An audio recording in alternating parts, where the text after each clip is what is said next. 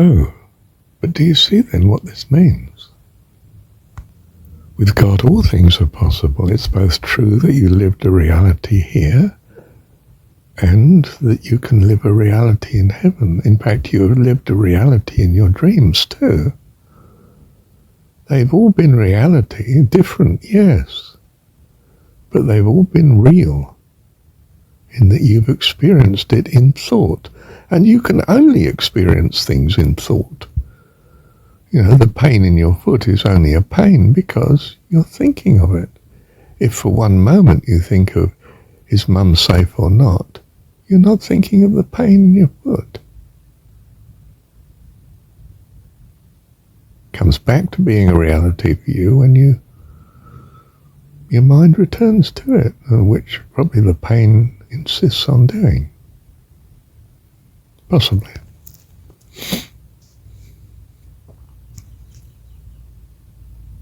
With God, all things are possible. Can't, as we've said earlier.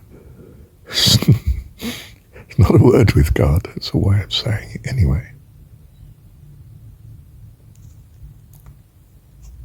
So my poor old friend, Alistair McIntyre, was still on dodgy ground.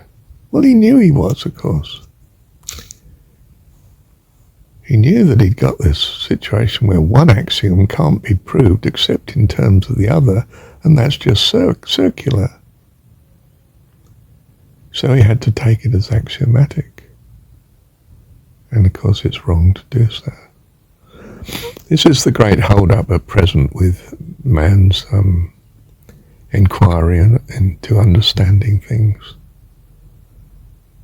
This basic axiom of logic is not valid. And he finds it's not valid because he keeps coming across contradictions that don't make sense without a more convoluted theology, or should I say, theory. Whether it's relativity or, so-and-so's constant or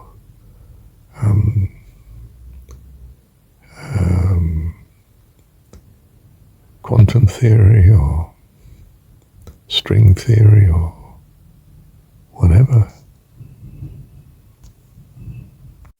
So his theories and his theologies and philosophies get more and more complex instead of simple.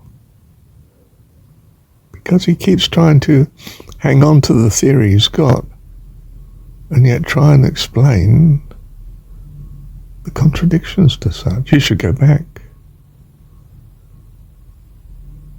Come to a notion of, we misunderstand what reality is. Material reality is hardly reality. It's very time specific. Vanishes with time. There's nothing, it seems, you can do about it. Well,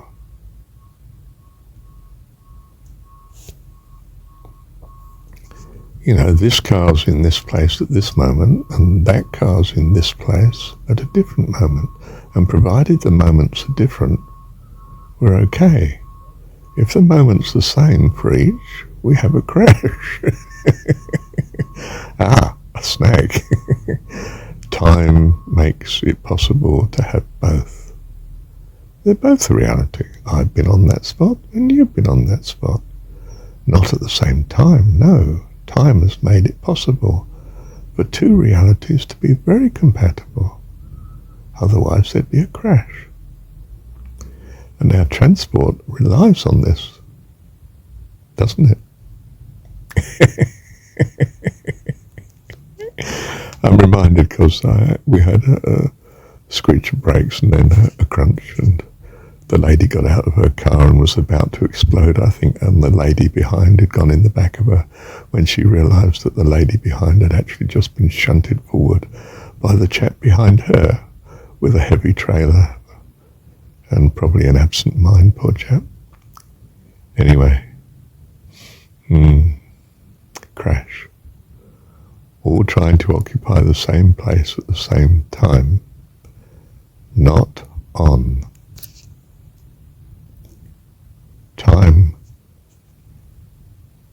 very good for separating contradictions. And if we allow the contradiction, we get a crash. It's not rocket science, is it? You don't need a doctorate in logic to understand this, do you?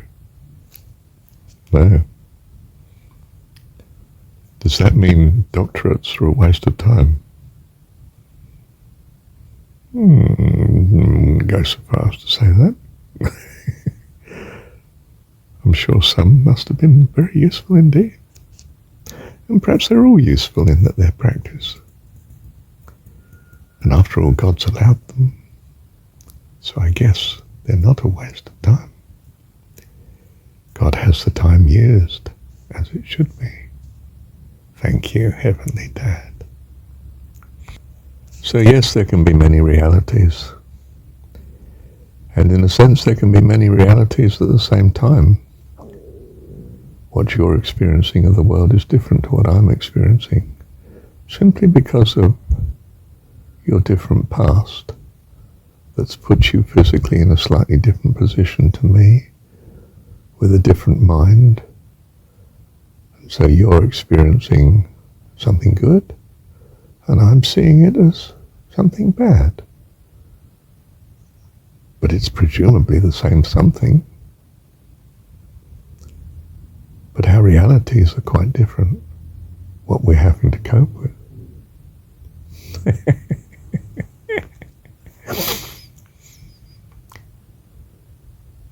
So we come to realize there's an incredible sovereignty in the thought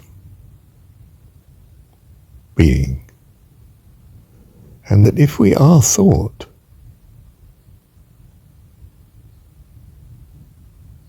our life, our freedom, our creativity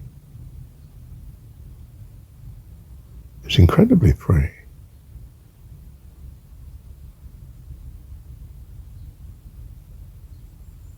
Now you're speechless in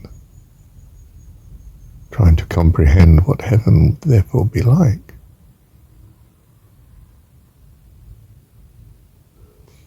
Because we don't have that enlightenment yet.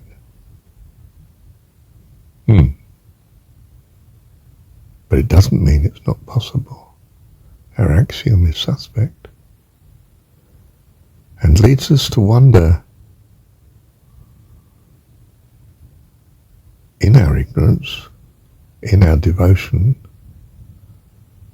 to what we think reality and truth is, leads us to find suspect all reason for living. How right you are. You should abandon your basic axiom. The thing cannot both be and not be at the same time. For with God, all things are possible. And that is just beyond our comprehension, isn't it, at present? Because we're children, dear ones, and because we need this uncertainty for a very good reason, as I hold it to be, that we may choose to love God instead of that fearful religious approach, which is obey God through fear. That's the satanic,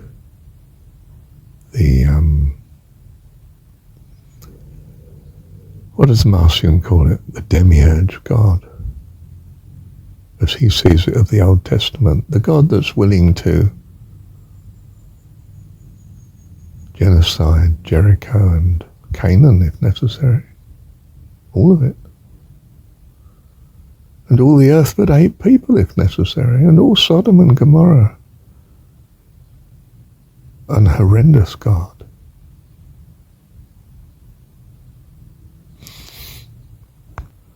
But we are given this experience of uncertainty of God and a demiurge God, as Marcion would see it in his particular Gnostic conception of things.